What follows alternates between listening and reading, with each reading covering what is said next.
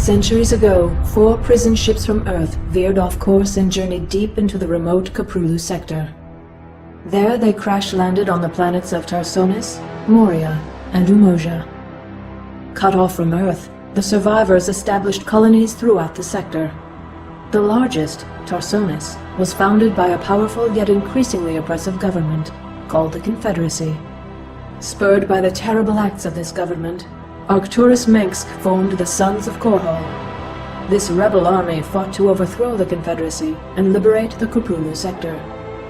Even as Mengsk and his resistance fighters fought to overthrow the corrupt Confederacy, a much greater threat confronted the Terrans. Without warning, massive alien warships appeared and surrounded the Confederate planet of Chau-Sara. Calling themselves Protoss, the aliens incinerated the planet's surface and then mysteriously withdrew. The planet had been infested by another type of alien, the Zerg. These monstrous creatures threatened to overwhelm Terran space, and the Protoss sought to eradicate them before they spread. The Zerg had already reached the neighboring planet, Marsara, and Marshal Jim Raynor fought to save the terrified colonists as the Confederate government abandoned them to the alien menace. The Sons of Korhal intervened, saving thousands of lives from the rampaging Zerg and enigmatic Protoss. Disgusted by the Confederacy, Raynor joined the rebels and met Sarah Kerrigan. Kerrigan was a former Confederate ghost operative, and she shared Raynor's desire for a liberated Caprulu sector. They grew close as the battle with the Confederacy escalated. But Mengsk went too far in his hatred and ambition. He ordered devices placed on the Confederate capital world of Tarsonis to lure the Zerg and annihilate the population. The Protoss, led by Executor Tassadar, decided to help the Terrans defeat the Zerg instead of purging the planet of life.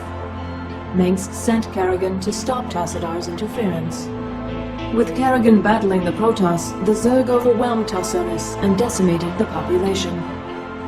Having achieved his goals, Mengsk left the planet and abandoned Kerrigan to the aliens. Sickened by Mengsk's treachery, Raynor quit the Sons of Korhal. He raced to the planet's surface to save Kerrigan, but was too late. No trace of her remained.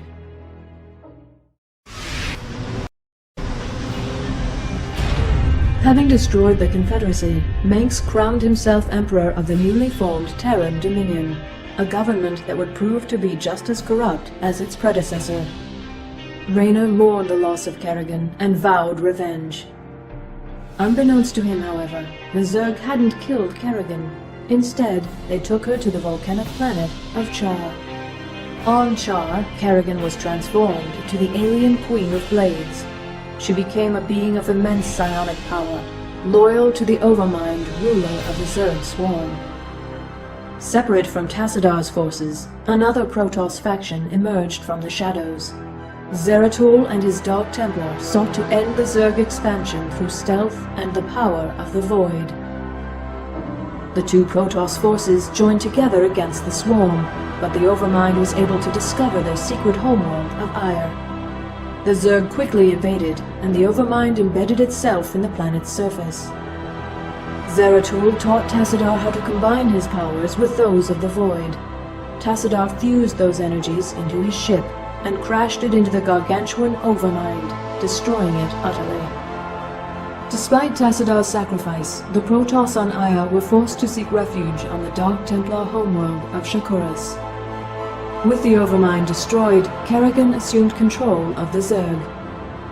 Raynor began a resistance movement against the oppressive Dominion.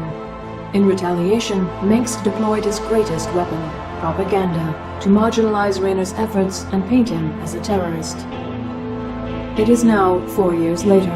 Kerrigan and the Zerg have remained ominously silent. Meanwhile, the Dominion has grown in power and extended its influence throughout the Caprulu sector.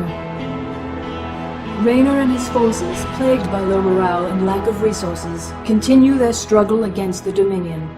Victory against Mengsk, however, seems more distant than ever.